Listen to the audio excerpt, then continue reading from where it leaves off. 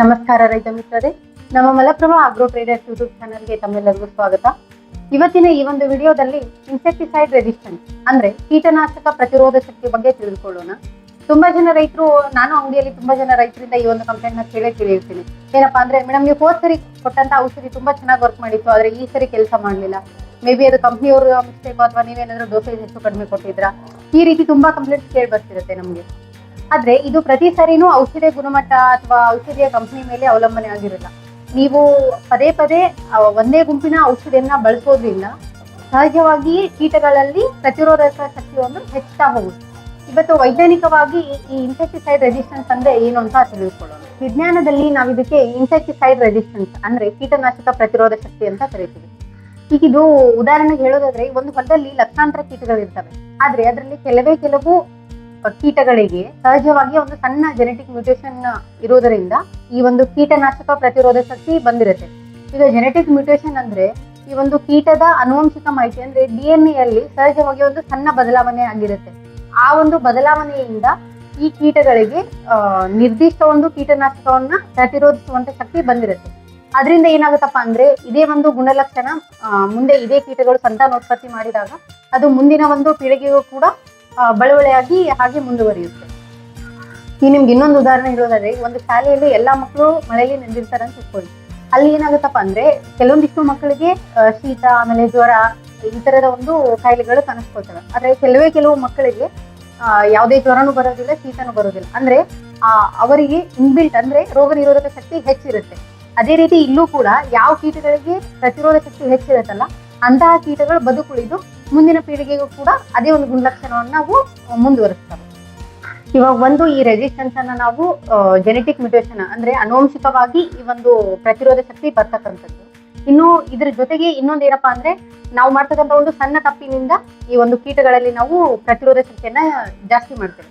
ಯಾವ ರೀತಿಯಪ್ಪ ಅಂದ್ರೆ, ಈಗ ಮೋಡ್ ಆಫ್ ಆಕ್ಷನ್ ಅಂದ್ರೆ ಒಂದೇ ಮೋಡ್ ಆಫ್ ಆಕ್ಷನ್ ಇರ್ತಕ್ಕಂಥ ಕೀಟನಾಶಕಗಳಾಗಿರ್ಬೋದು, ಅಥವಾ ಒಂದೇ IRAC ಗ್ರೂಪ್ ನಂಬರ್ ಇರ್ತಕ್ಕಂಥ ಕೀಟನಾಶಕಗಳನ್ನ ಪದೇ ಬಳಸೋದ್ರಿಂದನೂ ಈ ಒಂದು ರೆಸಿಸ್ಟೆನ್ಸ್ ಕೀಟಗಳಲ್ಲಿ ಜಾಸ್ತಿ ಆಗುತ್ತೆ.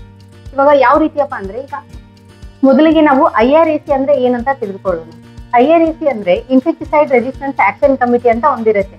ಇದು ಏನ್ ಮಾಡತ್ತಪ್ಪ ಅಂದ್ರೆ, ಕೀಟನಾಶಕಗಳನ್ನ ಅವುಗಳ ಮೋಡ್ ಆಫ್ ಆಕ್ಷನ್, ಅವುಗಳ ಆಧಾರದ ಮೇಲೆ ವಿಂಗಡಣೆ ಮಾಡುತ್ತೆ. ಅಂದ್ರೆ ಮೋಡ್ ಆಫ್ ಆಕ್ಷನ್ ಅಂದ್ರೆ ಅವು ಯಾವ ರೀತಿ ಕೀಟಗಳ ಮೇಲೆ ಪರಿಣಾಮ ಬೀರಿ ಅವುಗಳನ್ನ ನಾಶಪಡಿಸ್ತವಲ್ಲ, ಅದರ ಆಧಾರದ ಮೇಲೆ ಈ ಒಂದು ಕೀಟನಾಶಕಗಳನ್ನ ವಿಂಗಡಣೆ ಮಾಡಲಾಗಿರುತ್ತೆ. ಈಗ ಉದಾಹರಣೆಗೆ ಹೇಳೋದಾದ್ರೆ, ಈಗ ಕೆಲವೊಂದಿಷ್ಟು ಕೀಟನಾಶಕಗಳು ಕೀಟಗಳ ಚರ್ಮದ ಮೇಲೆ ಪರಿಣಾಮ ಬೀರಿ ಅವುಗಳನ್ನ ನಾಶಪಡಿಸ್ತವೆ. ಇನ್ನು ಕೆಲವೊಂದಿಷ್ಟು ಅವುಗಳ ನರಮಂಡಲದ ಮೇಲೆ ಪರಿಣಾಮ ಬೀರಿ ಅವುಗಳನ್ನ ನಾಶಪಡಿಸ್ತವೆ. ಈಗ ಈ ರೀತಿಯಾಗಿ ಇವುಗಳ ಆಧಾರದ ಮೇಲೆ ಅವುಗಳನ್ನ ವಿಂಗಡಣೆ ಮಾಡಲಾಗಿರುತ್ತೆ. ಈಗ ಉದಾಹರಣೆಗೆ ಹೇಳೋದಾದ್ರೆ, ಇವಾಗ ಎಮಾಮೆಕ್ಟಿನ್ ಬೆಂಜೋಯೇಟ್ 5SC ಅಂತ ಬರುತ್ತೆ, ಅಥವಾ ಎಮಾಮೆಕ್ಟಿನ್ ಬೆಂಜೋಯೇಟ್ 1.9% ಅಂತ ಬರುತ್ತೆ. ಈಗ ನೀವು ಶಾವಿಗೆ ಡಬ್ಬಿ ಅಂತ ಏನ್ ಹೇಳ್ತಿರಲ್ಲ, ಇದು ಗ್ರೂಪ್ ನಂಬರ್ 6 ಅಲ್ಲಿ ಬರುತ್ತೆ ಇವಾಗ ಉದಾಹರಣೆಗೆ. ಇನ್ನೊಂದು ಹೇಳೋದಾದ್ರೆ, ಇವಾಗ ಕ್ಲೋರೋಜನ್ ಅಂದ್ರೆ ಕ್ಲೋರೋಟಾನಿಪ್ರೋಲ್, ಇದು ಗ್ರೂಪ್ ನಂಬರ್ 28 ಅಂತ ಬರುತ್ತೆ. ಈಗ ಅಂದ್ರೆ ಅವುಗಳ ಆಧಾರದ ಮೇಲೆ ಅಂದ್ರೆ ಮೋಡ್ ಆಫ್ ಆಕ್ಷನ್ ನ ಮೇಲೆ ಇವುಗಳನ್ನ ವಿಂಗಡಣೆ ಮಾಡಲಾಗಿರುತ್ತೆ. ಸೊ ಈ ರೀತಿ ಈ IRAC ಕೀಟನಾಶಕಗಳನ್ನ ಒಂದೊಂದು ಗುಂಪುಗಳನ್ನಾಗಿ ವಿಂಗಡಣೆ ಮಾಡಿರುತ್ತೆ. ಇವಾಗ ನೀವು ಪದೇ ಒಂದೇ ಗುಂಪಿನ ಕೀಟನಾಶಕಗಳನ್ನ ಬಳಸೋದ್ರಿಂದ ಏನಾಗುತ್ತಪ್ಪ ಅಂದ್ರೆ, ಮೊದಲನೇ ಸಿಂಪಡಣೆಯಲ್ಲಿ ಹೆಚ್ಚಿನ ಸಂಖ್ಯೆಯಲ್ಲಿ ಕೀಟಗಳು ಸಾಯ್ತವೆ. ಆದ್ರೆ ಕೆಲವು ಕೀಟಗಳು ಅಂದ್ರೆ ಪ್ರತಿರೋಧ ಶಕ್ತಿ ಇರ್ತಕ್ಕಂಥ ಕೀಟಗಳು ಬದುಕುಳಿದು ಮುಂದೆ ಅವೇ ಕೀಟಗಳು ಸಂತಾನೋತ್ಪತ್ತಿ ಮಾಡಿ, ಅವಾಗಲೇ ನಾವು ಹೇಳಿದವಲ್ಲ, ಆನುವಂಶಿಕವಾಗಿ ಜೆನೆಟಿಕ್ ಮ್ಯೂಟೇಶನ್ ಇಂದ ಈ ಒಂದು ಪ್ರತಿರೋಧ ಶಕ್ತಿಯ ಒಂದು ಗುಣಲಕ್ಷಣವನ್ನ ಮುಂದಿನ ಪೀಳಿಗೆಗೂ ಕೂಡ ಇವು ವರ್ಗಾಯಿಸ್ತವೆ. ಅವಾಗ ನೀವ್ ಏನ್ ಮಾಡ್ತೀರಪ್ಪ ಅಂದ್ರೆ, ರೈತರು ಇವಾಗ ಕೆಲವೊಂದಿಷ್ಟು ಕೀಟಗಳು ಹಾಗೆ ಉಳಿದಿವೆ ಅನ್ಕೊಂಡು, ನಾವೀಗ ಈ ಡೋಸೇಜ್ಗೆ ತತ್ತಿಲ್ಲಪ್ಪ ಅಂದ್ರೆ ಇನ್ನೊಂದು 10 ml ಜಾಸ್ತಿ ಹಾಕೋಣ ಅಂತ ಹೇಳಿ ಡೋಸೇಜ್ನ ಜಾಸ್ತಿ ಮಾಡ್ತಿರೋ ಹೊರತು ಬೇರೆ ಕೆಮಿಕಲ್ನ ಬಳಸೋದಿಲ್ಲ. ಆದ್ರೆ ಈ ಡೋಸೇಜ್ ಹೆಚ್ಚಿಗೆ ಮಾಡೋದು ಸರಿಯಾದ ಒಂದು ಕ್ರಮ ಅಲ್ಲ. ಇದರಿಂದ ಏನಾಗುತ್ತಪ್ಪ ಅಂದ್ರೆ, ನಿಮ್ಮ ಕೀಟನಾಶಕಗಳ ವೆಚ್ಚ ಜಾಸ್ತಿ ಆಗುತ್ತೆ, ಆಮೇಲೆ ಉತ್ಪಾದನಾ ವೆಚ್ಚನೂ ಜಾಸ್ತಿ ಆಗುತ್ತೆ. ಇದರಿಂದ ಇವಾಗ ಒಳ್ಳೆಯ ಕೀಟಗಳು ಅಂದ್ರೆ ಪಾಲಿನೇಷನ್, ಪರಾಗಸ್ಪರ್ಶ ಮಾಡುವಂತ ಕೀಟಗಳಿಗೂ ಕೂಡ ಹಾನಿ ಆಗುತ್ತೆ. ಆಮೇಲೆ ಇದರಿಂದ ವೇಗವಾಗಿ ರೆಸಿಸ್ಟೆನ್ಸ್ ಅಂದ್ರೆ ಪ್ರತಿರೋಧ ಶಕ್ತಿ ಇನ್ನೂ ಜಾಸ್ತಿ ಆಗ್ತಾ ಹೋಗುತ್ತೆ. ನೀವು ಪದೇ ಅದೇ ಇನ್ಸೆಕ್ಟಿಸೈಡ್ ಅನ್ನ ಡೋಸೇಜ್ ಹೆಚ್ಚು ಮಾಡ್ತಾ ಹೋದಾಗ ಈ ಪ್ರತಿರೋಧ ಶಕ್ತಿ ವೇಗವಾಗಿ ಜಾಸ್ತಿ ಆಗ್ತಾ ಹೋಗುತ್ತೆ ಕೀಟಗಳಲ್ಲಿ. ಆಮೇಲೆ ಪರಿಸರದ ಮೇಲೂ ಕೂಡ ಪರಿಣಾಮ ಬೀರುತ್ತೆ ಜಾಸ್ತಿ ಕೀಟನಾಶಕಗಳನ್ನ ಬಳಸೋದ್ರಿಂದ. ಹಾಗಾದ್ರೆ ಇದಕ್ಕೆ ಸರಿಯಾದ ಪರಿಹಾರ ಏನು ಅಂತ ಒಂದೊಂದಾಗಿ ತಿಳ್ಕೊಳ್ಳೋಣ ಬನ್ನಿ. ಮೊದಲನೇದಾಗಿ ಒಂದೇ ಮೋಡ್ ಆಫ್ ಆಕ್ಷನ್ ಅಥವಾ ಒಂದೇ IRAC ಗ್ರೂಪ್ ನಂಬರ್ ಇರ್ತಕ್ಕಂಥ ಕೀಟನಾಶಕಗಳನ್ನ ನಿರಂತರವಾಗಿ ಬಳಸಬಾರ್ದು. ಇವಾಗ ಉದಾಹರಣೆಗೆ ಹೇಳೋದಾದ್ರೆ, ಇವಾಗ ಎಲ್ಲರ ಹೊಲದಲ್ಲೂ ಹೆಸರು ಬೆಳೆ ಇದೆ, ಅಲ್ಲಿ ಕೀಡಿ ಅಂದ್ರೆ ಕ್ಯಾಟರ್ಪಿಲ್ಲರ್, ಎಲೆ ತಿನ್ನೋ ಹುಳುಗಳ ಕಾಟ ಅಂತೂ ಇದ್ದೇ ಇದೆ. ಅಲ್ಲಿ ಏನ್ ಮಾಡ್ತೀರಪ್ಪ ಅಂದ್ರೆ, ನೀವು ಮೊದಲನೇದಾಗಿ ಕೀಡಿ ಸಣ್ಣದಿದ್ದಾಗ ಏನ್ ಮಾಡ್ತೀರಾ, ಎಮಮೆಕ್ಟಿನ್ ಬೆಂಜೋಯೇಟ್ 5% 5 SC ಶಾವಿಗೆ ಡಬ್ಬಿಯನ್ನ ನೀವು ಬಳಸಿರ್ತೀರಾ ರೈತರು. ಬಟ್ ನೆಕ್ಸ್ಟ್ ಅದೇ ನೀವು ಒಂದು 15ರಿಂದ 20 ದಿನ ಬಿಟ್ಟ ಮೇಲೆ ಎಮಮೆಕ್ಟಿನ್ ಬೆಂಜೋಯೇಟ್ 1.9% ಅನ್ನ ಬಳಸ್ತೀರಾ. ಅಲ್ಲಿ ಏನಾಗುತ್ತಪ್ಪ ಅಂದ್ರೆ, ಈ ಎಮಮೆಕ್ಟಿನ್ ಬೆಂಜೋಯೇಟ್ ಅಂದ್ರೆ ಆಕ್ಟಿವ್ ಇಂಗ್ರೀಡಿಯೆಂಟ್ ಎರಡರಲ್ಲೂ ಒಂದೇ ಇರುತ್ತೆ, ಆದ್ರೆ ಫಾರ್ಮುಲೇಷನ್ ಅಂದ್ರೆ ಕಾನ್ಸಂಟ್ರೇಷನ್ ಮಾತ್ರ ಹೆಚ್ಚು ಕಡಿಮೆ ಇರುತ್ತೆ. ಸೊ ನೀವೀಗ ಒಂದೇ ಫಾರ್ಮುಲೇಷನ್ ಇರ್ತಕ್ಕಂಥ ಕೀಟನಾಶಕಗಳನ್ನ ಪದೇ ಪದೇ ಬಳಸಬಾರ್ದು. ಇವಾಗ ಇವೆರಡು ಗ್ರೂಪ್ ನಂಬರ್ 6 ಅಲ್ಲೇ ಬರುತ್ತೆ, ಎಮಮೆಕ್ಟಿನ್ ಬೆಂಜೋಯೇಟ್ ಅನ್ನೋದು ಆಕ್ಟಿವ್ ಇಂಗ್ರೀಡಿಯೆಂಟ್. ಹಾಗಾಗಿ ನೀವು ಇಲ್ಲಿ ಏನ್ ಮಾಡ್ಬೇಕಪ್ಪ ಅಂದ್ರೆ, ಇವಾಗ ಕೀಡಿಗೆ ಮತ್ತೆ ಯಾವ್ದು ಬರತ್ತಪ್ಪ ಅಂದ್ರೆ ಕೊರೋಜನ್ ಅಂದ್ರೆ ಕ್ಲೋರೋಟ್ರಾನಿಟ್ರೋಲ್ ಅಂತ ಕಂಟೆಂಟ್ ಬರುತ್ತೆ. ಕೊರೋಜನ್ ಏನ್ ಹೇಳ್ತೀವಲ್ಲ ಅದು ಗ್ರೂಪ್ ನಂಬರ್ 28 ಬರುತ್ತೆ.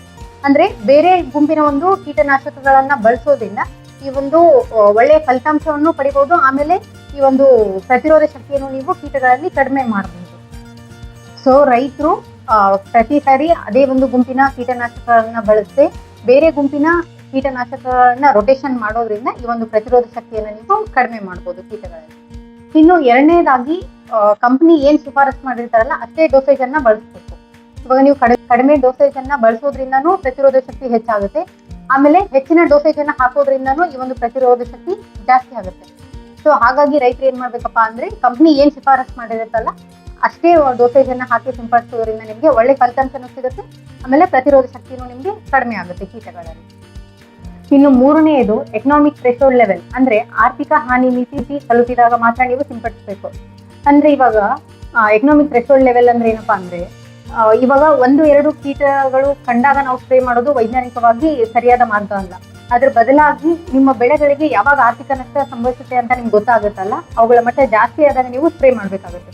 ಇದರಿಂದ ಏನಾಗುತ್ತಪ್ಪ ಅಂದ್ರೆ, ನಿಮ್ಗೆ ಔಷಧಿಗಳ ಖರ್ಚು ಕಡಿಮೆ ಆಗುತ್ತೆ, ಆಮೇಲೆ ಈ ಒಂದು ಪ್ರತಿರೋಧ ಶಕ್ತಿ ಅಂದ್ರೆ ಕೀಟಗಳಲ್ಲಿ ಪ್ರತಿರೋಧ ಶಕ್ತಿ ಜಾಸ್ತಿ ಆಗೋದನ್ನ ನೀವು ಕಡಿಮೆ ಮಾಡಬಹುದು. ಹಾಗಾಗಿ ರೈತ ಬಾಂಧವರೇ, ಯಾವಾಗ್ಲೂ ಕೀಟನಾಶಕಗಳು ವಿಫಲವಾಗುವುದಿಲ್ಲ.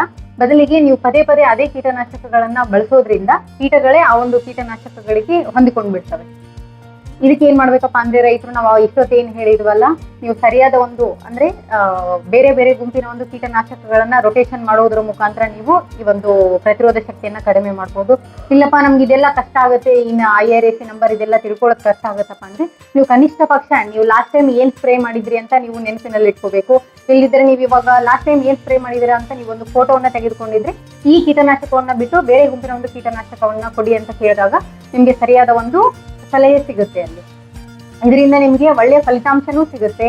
ಅಂದ್ರೆ ನೀವು ಯಾವ್ದನ್ನ ಕೀಟನಾಶಕಗಳನ್ನ ಬಳಸಿರ್ತೀರಲ್ಲ ಅವು ದೀರ್ಘಕಾಲದವರೆಗೆ ಇದ್ದು ನಿಮ್ಗೆ ಉತ್ಪಾದನಾ ವೆಚ್ಚನೂ ಕಡಿಮೆ ಆಗುತ್ತೆ, ಆಮೇಲೆ ಕೀಟನಾಶಕಗಳ ವೆಚ್ಚನೂ ಕಡಿಮೆ ಆಗುತ್ತೆ, ಆಮೇಲೆ ಹೆಚ್ಚಿನ ಇಳುವರಿಯನ್ನು ಕೂಡ ನೀವು ಪಡ್ಕೋಬಹುದು. ಇದೇ ರೀತಿ ಕೃಷಿ ಸಂಬಂಧಿತ ಹೆಚ್ಚಿನ ಮಾಹಿತಿಗಳಿಗಾಗಿ ನಮ್ಮ Malaprabha agro traders YouTube channel ಅನ್ನ ಹಿಂದೆ ಸಬ್ಸ್ಕ್ರೈಬ್ ಮಾಡಿ. ಈ ಮಾಹಿತಿ ನಿಮಗೆ ಉಪಯುಕ್ತ ಎನಿಸಿದರೆ ನಿಮ್ಮ ಇತರ ರೈತ ಸ್ನೇಹಿತರೊಂದಿಗೂ ಹಂಚಿಕೊಳ್ಳಿ. ಧನ್ಯವಾದಗಳು.